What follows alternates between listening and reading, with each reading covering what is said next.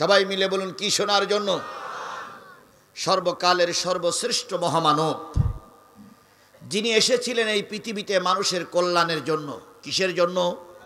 এই মুসলমান ঠাস ঠাস করে জবাব দেবেন, কিসের জন্য এসেছিলেন? আর একটু জোরে বলেন কিসের জন্য এসেছিলেন? তিনি রাষ্ট্রপতি ছিলেন, কথা ঠিক না বেঠিক? তিনি সেনাপতি ছিলেন, কথা ঠিক না বেঠিক? তিনি বিচারপতি ছিলেন, কথা ঠিক না বেঠিক? তাহলে আমাদের পৃথিবীতে বহুত রাষ্ট্রপতিকে দেখেছি, বহুত সেনাপতিকে দেখেছি। কোন সেনাপতি কোন রাষ্ট্রপতির সঙ্গে আমার নবীর সঙ্গে তুলনা করা যাবে না। আমেরিকার বর্তমান প্রেসিডেন্ট নাম কি? Donald Trump. এই ডোনাল্ড ট্রাম্প সহ আমেরিকার যত প্রেসিডেন্ট আছে সবার টার্গেট থাকে দেশে দেশে যুদ্ধ বাধাই দেবে। দেশে দেশে যুদ্ধ বাধালে ওদের লাভ কি? এই তো সব বোঝেন, দেশে দেশে যুদ্ধ বাধাইলে ওদের লাভটা কি? তাই ওরা কারণে অকারণে একজন আর একজনের পিছনে কাঠি দিয়ে কি বাধাই দেয়? তাহলে ওদের টার্গেট যুদ্ধ বাঁধানো। আমার দেশের পাশের একটা দেশ আছে, নাম তার ভারত। তাই সেই দেশের এখন বর্তমানে প্রধানমন্ত্রী আছে, নাম কি? নরেন্দ্র মোদী। তার টার্গেট হচ্ছে কিভাবে পাশের দেশটা দখল করবে।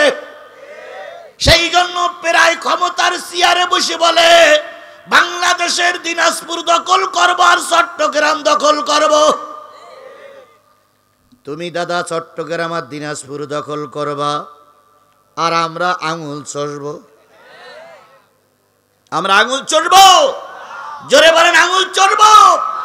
ডাক্তার মোহাম্মদ ইউনূস আসার পরে স্পষ্ট করে বলে দিয়েছে, ভারত তুমি যদি আমার দেশ থেকে 2 টাকা ইনকাম করতে চাও, আমাকেও 2 টাকা ইনকাম করার সুযোগ করে দিতে হবে। তুমি এককভাবে সব লুটপাট করে নিয়ে যাবা আর আমি বৈষম্যহীন হয়ে থাকবো। আমি কোন জায়গায় ফ্যাসিলিটি সুযোগ পাবো না। এই সুযোগ শেখ হাসিনার বেলায় হয়েছে, ডাক্তার মোহাম্মদ ইউনূসের বেলায় আর হবে না, হবে না, হবে না। মোদির বাচ্চা, মোদি চোখ বড় বড় হয়ে গেছে। মোদি কয় তুমি তো অনির্বাচিত সরকার, তুমি এই কথা বলো কি করে? তখন ডাক্তার মোহাম্মদ ইউনূস বলতেছে, যারা নির্বাচিত সরকার তারা ছিল তোমাদের 5 আটা গোলাম, আর আমি অনির্বাচিত, আমাকে বাংলাদেশের 18 কোটি মানুষ এই চেয়ারে বসিয়েছে। প্রয়োজনে 18 কোটি মানুষ রাজপথে রক্ত দেবে, তবুও স্বৈরাচার মোদি তোমার কাছে আমার দেশের লোক মাথা নত করবে না, করবে না, করবে না।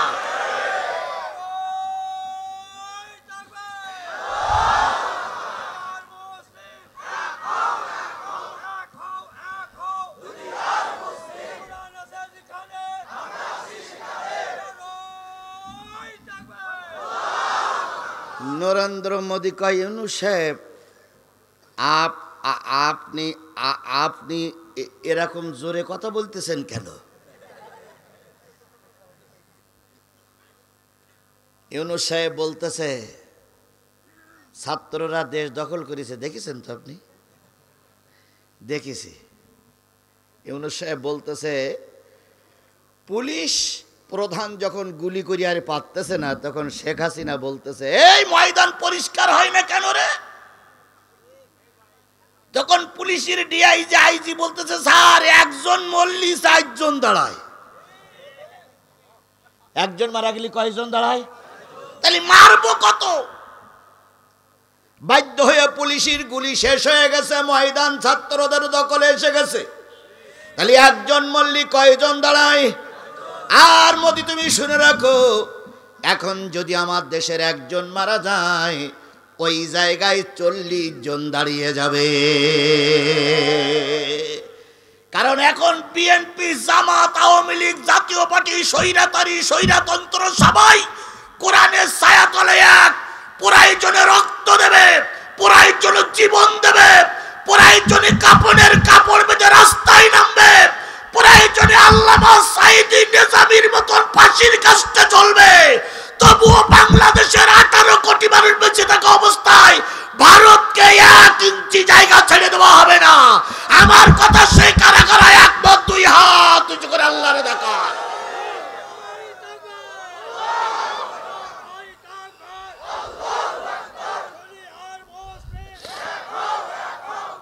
বলে ভারতের টার্গেট দেশ দখল করা, আমেরিকার টার্গেট কি বাধাই দেবা। আর আমার দেশের একজন নেত্রী ছিল, তার টার্গেট ছিল ক্ষমতায় থাকা। কত সাল? 41 সাল। তারপরে মাঝে মাঝে বলতেন আমার শুধু ক্ষমতার দরকার। কর্মীদের বলতেন যদি মারা যাইতে চেয়ারটা আমার কবরে দিয়ে দিও।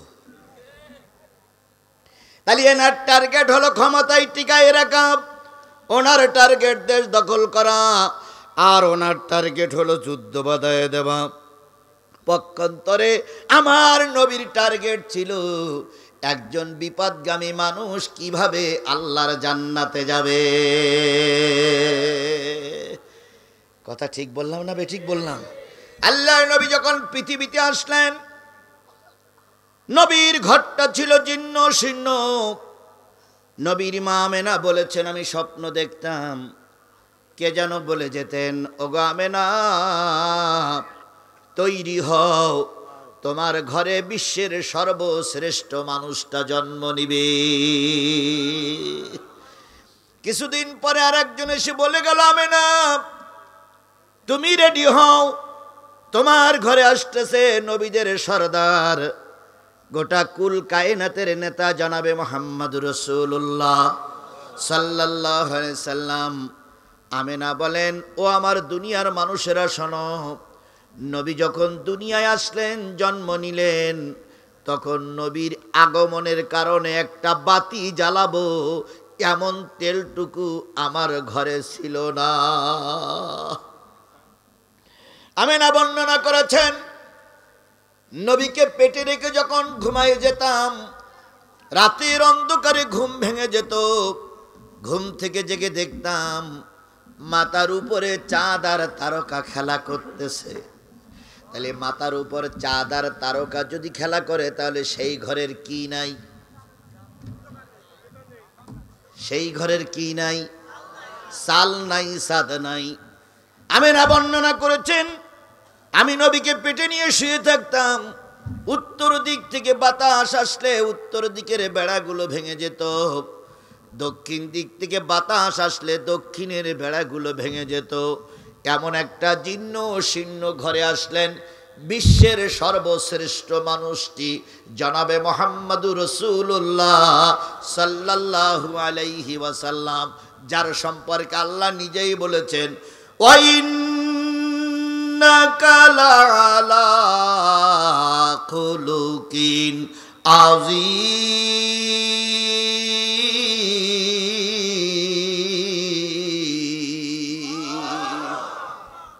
ওগো নবী, আমি আপনাকে উত্তম চরিত্রের অধিকারী বানাইছি।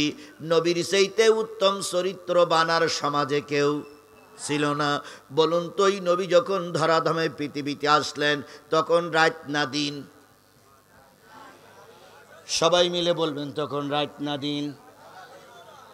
জি, ইনি উত্তর ঠিকই দিয়েছে, রাত তো নয়।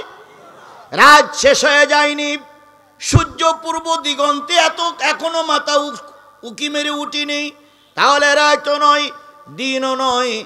এই সময় নবী যখন আসলেন, গোটা এলাকায় আওয়াজ পৌঁছে গেল, আব্দুল্লাহর ঘরে চাঁদের মতন একটা সন্তান জন্ম নিয়েছে। নবীজির মা আমেনা ঘরে বাতি নাই, নবীজিকে একটা কাপড়ের ভিতরে মোড়ক করে, কাপড়ের ভিতরে সুন্দর করে পেঁচায়ে বাম হাতের পরে রেখে আল্লাহর নবীর মা চুপচাপ শুয়ে আছে আর ভাবতেছে, ও মালিক, যদি আজকে নবীর বাবা বেঁচে থাকতো, সবচাইতে তিনি বেশি খুশি হতেন। আমেনার দুই চোখ বেয়ে পানি পড়তেছে, ঘরে বাতি নাই, নবীর জন্য দেওয়ার মতন কিছু নাই। এমত অবস্থায় নবীর ফুপি আম্মা উম্মে হানির বাড়ি ছিল একটু দূরে, তিনি চলে আসলেন। এসে দেখে ঘরটা আধার, ঘরটা অন্ধকার। উম্মে হানি জিজ্ঞেস করলেন, বুবু যান, ভাবি যান, ঘরটা আধার কেন? নবীজি তখন বললেন, নবীর মাতা তখন বললেন, ঘরে আলো জ্বালানোর মতন লণ্ঠনে কি নাই? আরো জোরে বলেন, কি নাই? উম্মে হানি বলেন, আমি নবীকে কোলে নিলাম, নবীর মুখের থেকে কাপড়টা সরাই দিলাম। নবীর মুখের থেকে কাপড়টা সরাই দেওয়ার পর নবীর চেহারায় যে আলো হয়েছে, সেই আলোয় আমেনার ঘরটা উজ্জ্বল আলোকিত হয়ে গেছে। নবী সাল্লাল্লাহু আলাইহি সাল্লাম ছোট মানুষ, কয়েক ঘন্টা দুনিয়ায় এসেছে। উম্মে হানি বলেন, আমি নবীকে কোলে নিলাম, মুখের কাছে মুখ নিয়ে একটা চুমা দিয়ে দেখলাম ছোট্ট নবীর মুখটা বিড় বিড় বিড় বিড় বিড় বিড় করে কি করতেছে, নড়তেছে। উম্মে হানি বললেন, ভাতিজা কথা বলতে পারো না, অথচ তোমার ছোট্ট দুটো ঠোঁট নড়ে কেন? সেদিন নবী কোনো জবাব দেন নাই, যেহেতু নবী তখনও কথা বলতে শেখেন নাই। এরপরে নবী যখন একটু বড় হয়ে গেল, উম্মে হানি জিজ্ঞেস করেছিলেন, ভাতিজা জন্মের পরে তুমি বিড় বিড় করে কি বলেছিলে? নবী বলেছিলেন, ফুপি আম্মা জন্মের পরে কেঁদেছিলাম, রব্বি হাবলি উম্মতি, আয় আল্লাহ আমার গুনাহগার উম্মত গুলোরে মাফ করে দাও। তাহলে নবী জন্মের পরে এসে কাঁদলেন কাদের জন্য? এই কথা বলেন, কাদের জন্য? আপনারা কি সেই নবীর উম্মত? এই কথা বলেন, আপনারা কি সেই নবীর উম্মত? তাহলে সেই নবীর পরে নাজিল হলো কি? আরো জোরে বলেন, সেই নবীর পরে নাজিল হলো কি? নাজিল করলেন কে? সেই কোরআনের তাফসীর মাহফিল হচ্ছে, আপনারা সেই নবীর উম্মত, রাস্তায় ঘুরে বেড়াচ্ছেন, আশেপাশে ঘুরে বেড়াচ্ছেন। আল্লাহর কসম কিয়ামতের দিন নবীর উম্মত বলে পরিচয় দিবে না।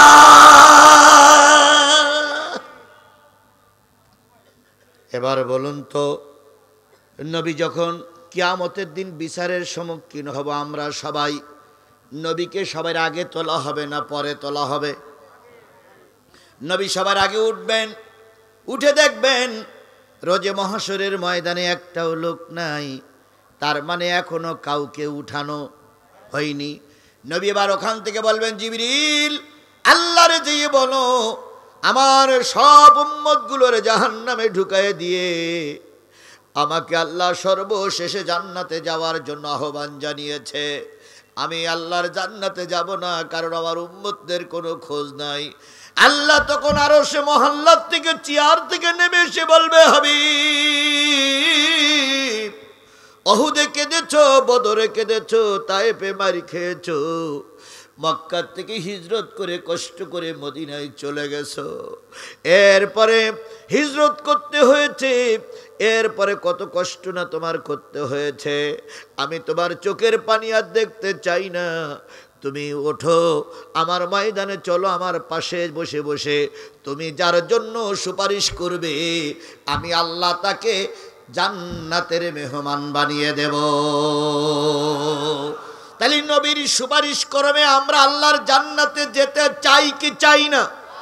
এই কথা বলেন, নবীর সুপারিশ করবে আল্লাহর জান্নাতে যেতে চাই কি চাই না? যদি চাই তাহলে লোকগুলোর কাছে অনুরোধ করতেছি, হাতে ধরে পায়ে ধরে কোরআনের আলোচনা চলছে, আপনি মুসলমান, আপনার বাপ মুসলমান, আপনার জন্মের পরে যদি কানে আজান হয়ে থাকে, আপনার বাপ আর মা যদি কোনো মৌলবীর দ্বারা বিয়ে পড়ানোর পরে আপনার যদি সন্তান, আপনি সন্তান হয়ে থাকেন, নিশ্চয়ই কোরআনের মাহফিল ডেকে যেতেও পারেন না, কোরআনের মাহফিল ডেকে রাস্তায় ঘুরতেও পারেন না। বলেন তো বাজারের লোক এসছি বেশি না কম? এই কথা বলেন না কেন, বাজারে লোক এসছি কম বেশি না কম? তাহলে ওনাদের কি হলো? ওনারা কোরআন শুনতেছে না কেন? ওরা কি জান্নাত পেয়েই গেছে? ওরা যদি জান্নাত পেয়ে যায় তাহলে ওরা আমাদের ডেকে নিয়ে ওই জায়গায় নিয়ে যাক। আর যদি না পেয়ে যায় তাহলে আমরা কোরআনের কথা বলতেছি, আপনাকে কোরআনের পরিবেশে কোরআনের মাহফিলে আসতে হবে যদি আপনি মুসলমান হন, যদি আপনার বাপ মা মুসলমান হয়, যদি আপনার জন্মের পরে কোনো মৌলবী কানে আজান দিয়ে থাকে, নিশ্চয়ই কোরআনের মাহফিল থেকে আপনি চার দোকানে বাদামের দোকানে থাকতে পারেন না। আগামীকাল চা পাওয়া যাবে না যাবে না? পরশুদিন যাবে চা পাওয়া, তারপরে বাদাম পাওয়া, আজ আর কালকে কোরআনের মাহফিল হয়ে যাওয়ার পরে তারপর দিন আর কি কোরআনের মাহফিল এখান চলবে? তাহলে 2টা দিনের জন্য আপনি সময় দিতে পারলেন না, আপনি আল্লাহর নাফরমান বান্দা। নিঃসন্দেহে আপনি আল্লাহর নাফরমান বান্দা। এই জন্য নাফরমান বান্দা হব না, শুকর আদায়কারী বান্দা হব। তাহলে যাদেরকে আল্লাহ শুকর আদায়কারী বান্দা বান্দি বানিয়ে আজকের এই মাহফিলে বসার তৌফিক দিয়েছেন রসুলের তরিকা অনুযায়ী, আমরা সবাই মিলে রসুলের নামে দুরুদ আর সালাম দিয়ে শুরু করছি। সকলে মিলে বলছি সাল্লাল্লাহু আলাইহি ওয়াসাল্লাম। বন্ধুগণ, এই কষ্ট করে এতক্ষণ পর্যন্ত বসে আছেন কি শোনার জন্য?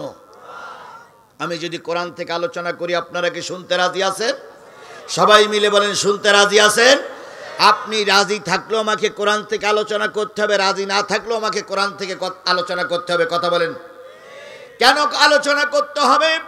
আল্লাহ নিজেই বলেছেন, ওয়াইজা কুরিয়াল কুরআন ফাসতামিউ লাহু ওয়া আনসিতু লাআল্লাকুম তুরহামুন। যখন তোমাদের সামনে কোরআনের আলোচনা করা হবে, ওই আলোচনাগুলো তোমরা চুপচাপ বসে বসে শোনো। কি করে শুনতে হবে? চুপচাপ বসে বসে। যারা রাস্তায় ঘুরতেছেন শুনতেছেন, যারা বাড়িতে বসে শুনতেছেন, যারা দোকানে বসে শুনতেছেন, নিঃসন্দেহ হক আদায় করা হচ্ছে না, হচ্ছে না। চুপচাপ বসে বসে শুনতে হবে। লাআল্লাকুম তুরহামুন। যদি চুপচাপ বসে বসে কোরআন শোনো, আশা করা যায় আল্লাহ পাক তোমাদের রহমত দিয়ে ভরে দেবে। আপনাদের কি রহমতের দরকার আছে ভাই? আপনাদের কি রহমতের দরকার আছে? আপনার আমার যাদের রহমতের দরকার তারে আমরা কোরআনের মাহফিলে বসেছি, আর যারা জান্নাতের সার্টিফিকেট পেয়ে গেছে তারা রাস্তায় ঘুরে বেড়াক। তাহলে আমরা এখনো জান্নাতের সার্টিফিকেট পাইনি, তাই ঘুরে বেড়াচ্ছি না, আমরা কোরআনের মাহফিলে বসে আছি। কথা বলেন। এবার চলুন হাদিসে যাই। আল্লাহ নবী বলেন, মাস্তামা কওমান ফি বাইতিন মিন বুয়ুতিল্লাহ ইয়াতুলুনা কিতাবাল্লাহ ওয়া ইয়াতাদারাসুনাহু ইল্লা নাযালাত আলাইহিমুস সাকিনা ওয়া গাশিয়াতুহুমুর রাহমা ওয়া হাফাতুহুমুল মালাইকা ওয়া যাকারাল্লাহু ফি মান ইনদাহু। আল্লাহ নবী বলেন, মসজিদে অথবা মসজিদের বাইরে, গ্রাম অথবা মহল্লার কোনো মানুষ যদি একত্রিত হয়ে বসে যায়, আর সেখানে যদি আল্লাহর কোরআনের আলোচনা হয়, দর্স হয়, তাফসীর হয়, আর ওই আলোচনাগুলো যদি শ্রোতা চুপচাপ বসে বসে শোনে, ইল্লা নাজালাত আলাইহিমুস সাকিনা, তাদের মাথার উপর দিয়ে আল্লাহ পাক জান্নাতের বাতাস প্রবাহিত করে দেয়। তাহলে আমরা যারা কোরআনের মাহফিল শুনতেছি, আমাদের মাথার উপর দিয়ে কিসের বাতাস প্রবাহিত হচ্ছে? আরো জোরে বলেন, কিসের বাতাস প্রবাহিত হচ্ছে? লিখে রাখো, শুনে রাখো, আজকের এই দুনিয়ার জান্নাত যাদের কবুল হচ্ছে না, পছন্দ হচ্ছে না, মরার পরে আসল জান্নাতের মালিক হতে পারবা না। ইল্লা নাযালাত আলাইহিমুস সাকিনা ওয়া গাশিয়াতুহুমুর রাহমা। মাথার পরে সামিয়ানা থাক আর নাই থাক, মাথার পরে সামিয়ানা থাক আর নাই থাক, আল্লাহ পাক আপনাকে আমাকে রহমতের সামিয়ানা দিয়ে ঢেকে রাখবে যতক্ষণ পর্যন্ত কোরআনের মাহফিলে থাকবেন। এই সামিয়ানা না থাকলে কিসের সামিয়ানা মাথার পরে আছে? রহমতের সামিয়ানা আছে। হাফাতুহুমুল মালাইকা, ভালো করে শোনো মুসলমান, হাফাতুহুমুল মালাইকা, চারিপাশে ফেরেশতারা গোল হয়ে দাঁড়িয়ে আছে, আমরা তাদেরকে দেখতে পাচ্ছি না, চারিপাশে গোল হয়ে দাঁড়িয়ে দোয়া করতেছে, আল্লাহ তোমার এক বান্দা সাতক্ষীরা থেকে ছুটে এসে সূরা জুমারের 2টা আয়াত তেলাওয়াত করেছে, তেলাওয়াতকৃত আয়াতের পরে কথা বলবে নিয়ত করেছে। আমরা ফেরেশতা দোয়া করতেছি, শেষ মোনাজাত যখন হয়ে যাবে, সবাই যখন চলে যাবে ওই গেট দিয়ে, আল্লাহ শ্রোতা বক্তা সবাইকে তুমি মাফ করে দাও। তাহলে আমরা যারা, এটা ঈদগাহ নাই, হাফিজি মাদ্রাসার মাহফিলের ময়দান, তাই তো? এই ময়দানে যারা বসে আছি, আমাদের জন্য দোয়া করতেছে ফেরেশতারা। কথা বলেন ঠিক না বে ঠিক? আজকে ফেরেশতাদের দোয়া যাদের সহ্য হচ্ছে না, তারাই রাস্তায় ঘুরে বেড়াচ্ছে। এবার আল্লাহ বলতেছেন, ওয়াজাকারাল্লাহু ফী মান ইনদাহু, আল্লাহ তার নিকটতম ফেরেশতাদের ডেকে বলে, ফেরেশতারা চিচুড়ি নুরানি হাফিজিয়া মাদ্রাসার সামনে কি হচ্ছে? ফেরেশতারা বলে আল্লাহ তোমার কোরআন দিয়ে আলোচনা হচ্ছে। কে আলোচনা করছে? কয় তোমার এক নাদান গুনাহগার গোলাম আজিজুল ইসলাম। শুনতেছে কারা? কয় এই ডুমুরিয়ার মুসলমানেরা। আল্লাহ রাব্বুল আলামিন বলে বান্দা ও ফেরেশতারা সাক্ষী থাকো, যেহেতু আমার নাজিল করা কোরআনের কথা আলোচনা হচ্ছে আর আমার বান্দারা শুনতেছে, যখন শেষ মোনাজাত হয়ে যাবে আমি আল্লাহ বলতেছি শেষ মোনাজাত পর্যন্ত যারা থাকবে ওদের জীবনে কোনো গুনাহ আমি আল্লাহ রাখবো না। আল্লাহর ওয়াদা সত্য না মিথ্যা?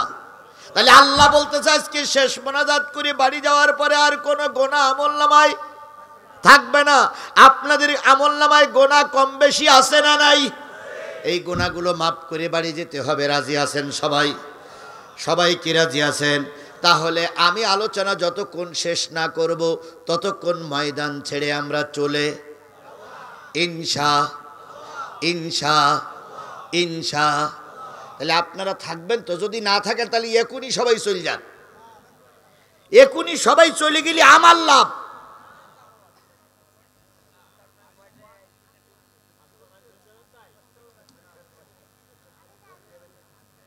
আপনারা সবাই চলে গেলে আমার লাভ নয়। সবাই চলে গেলে কমিটির লোকের বলবো যে শ্রোতা সব চলে গেছে, আমিও চলে গেলাম। আর আপনারা যদি সবাই থাকেন তাহলে আমার অনেকক্ষণ ধরে কথা বলতে হবে। তাহলে এখন লাভে লব হয়, বিনা লাভে কেউ। তাই যদি হয় আমরা আখেরাতের লাভের জন্য শেষ মোনাজাত পর্যন্ত থাকবো ইনশা আল্লাহ আমাদের শেষ মোনাজাত পর্যন্ত কবুল করুক। আরেকটু জোরে বলেন আমিন, আরেকটু জোরে বলেন আমিন। আমি কোন সূরা থেকে আলোচনা তেলাওয়াত করেছি? সূরা জুমার। কয়টা আয়াত? 2টা আয়াতের মূল আলোচনার বিষয় হলো দোজখে যাবে কারা। আলোচনার বিষয়বস্তু কি? দোজখে যাবে কারা।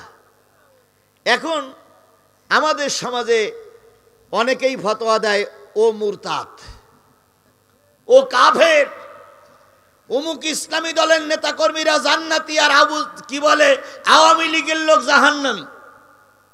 আচ্ছা, আওয়ামী লীগের লোক জাহান্নামে যাবে আপনি কি করে বুঝলেন?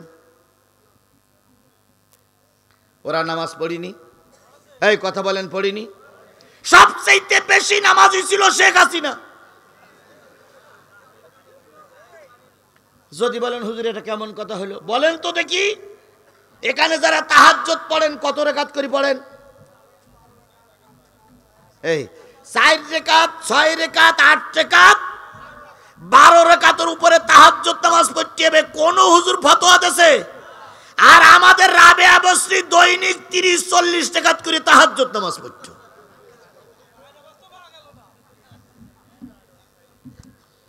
তাহলে দৈনিক 30-40 রাকাত করে যে ব্যক্তি তাহাজ্জুদের নামাজ পড়ে সেই ব্যক্তি জান্নাতি না জাহান্নামী? আচ্ছা ফতোয়া না দেই। ওনাদের ভিতরে আর একজন ছিলেন নারায়ণগঞ্জের শামীম ওসমান। উনি বলতেন আমি দৈনিক 70-80 রাকাত করে নফল নামাজ পড়ি। 70-80 রাকাত নফল নামাজ পড়তে গেলে বেটা কতক্ষণ যাক সময় লাগে তা তো তোমার জানা নেই। আমাদের রাবেয়া বসরি ফেরাউনের ছোট বোন, আবু জেহেলের বাচ্চা, প্রায় বলতেন আমি নামাজ পড়ি, সকালবেলা উঠেই কি খুঁজি? যায় নামাজ খুঁজি, কোরআন তেলাওয়াত করেই তারপর আমার রাষ্ট্রীয় কাজ পরিচালনা করি। তাহলে প্রতিদিন সকালবেলা যেই ব্যক্তি যায় নামাজ খুঁজে কোরআন তেলাওয়াত করে, প্রতিদিন যেই ব্যক্তি 30-40 রাকাত তাহাজ্জুদ নামাজ পড়ে, এই ব্যক্তি জাহান্নামে যাবে। আমরা কি করিয়ে বলি? বলা কি সম্ভব? তবে বলা সম্ভব হইছে সেই দিন যেদিন 5 তারিখে ছাত্ররা কোথায় দখল করলো? বঙ্গভবন দখল করার পরে হাজারো খোঁজার পর জায়নামাজ আর কোরআন শরীফ পাওয়া গেল না। এবার ছাত্ররা জিজ্ঞেস করলো রাবেয়া বসরির জায়নামাজ আর কোরআন শরীফ গেল কই? ওখানে যারা খাদেম ছিল, তারা বলল আমাদের রাবেয়া বসরি এত কোরআন শরীফ পছন্দ করে আর যায় নামাজ পছন্দ করে, যাবার সময় যায় নামাজ আর কোরআন শরীফ বগল দাওয়াই করে নিয়ে চলে গেছে। তাহলে এই আওয়ামী লীগ জান্নাতে যাবে না জাহান্নামে যাবে আমরা বলতে পারবো? এবার যদি বলি বিএনপি দোজখে যাবে, ওরে আল্লাহ, আমার এই গেট পার হয়ে যাবে বলে মনে হয় না, কারণ এখনো ভোট হয়নি, এখনো ভোট। তাই বলতেছে এ পিরিয়ডে আমরা, আবার বলতেছে সামনের বারও আমরা, আবার বলতেছে এর পরও আমরা ক্ষমতায় যাব। তাহলে ভোটের আগে যারা 3 বার ক্ষমতায় গেছে তাদেরকে যদি বলি দোজখে যাবে, তাহলে আমার কপালে কি শনি মঙ্গল শুরু হবে না? এবার যদি বলি জামাত ইসলামের লোক জান্নাতি, আপনারা কি বলবেন? আমি তাও বলবো না, আমি এই জন্য বলবো না, যদি জামাত ইসলামের লোক জান্নাতি হয় তাহলে ফাঁসিটি ঝুলল কেন? সুতরাং জামাত ইসলামকেও জান্নাতে আপাতত দিতে পারলাম না বলে দুঃখিত। এবার বলুন তো, যদি বলি জাতীয় পার্টির লোকেরা জাহান্নামে যাবে, তখন হোসাইন মোহাম্মদ এরশাদের লোকেরা বলবে আমাদের নেতা 14 বার হজ করেছে। কয়বার? সুতরাং সে তো জাহান্নামে যেতেই পারে না, একেও জাহান্নামে দেওয়া গেল না। তাহলে জাহান্নামে কারা যাবে প্রশ্নটা কার কাছে করব? এই কোরআন উত্তর দেওয়ার পরে যদি আওয়ামী লীগ জাহান্নামে যায়, আমার ঠেকানোর কোনো রাস্তা নাই। এই কোরআন উত্তর দেওয়ার পরে যদি বিএনপি জাতীয় পার্টির লোক দোজখের অধিবাসী হয়, আমার বাঁচানোর কোনো লাইন নাই। কোরআন উত্তর দেওয়ার পরে যদি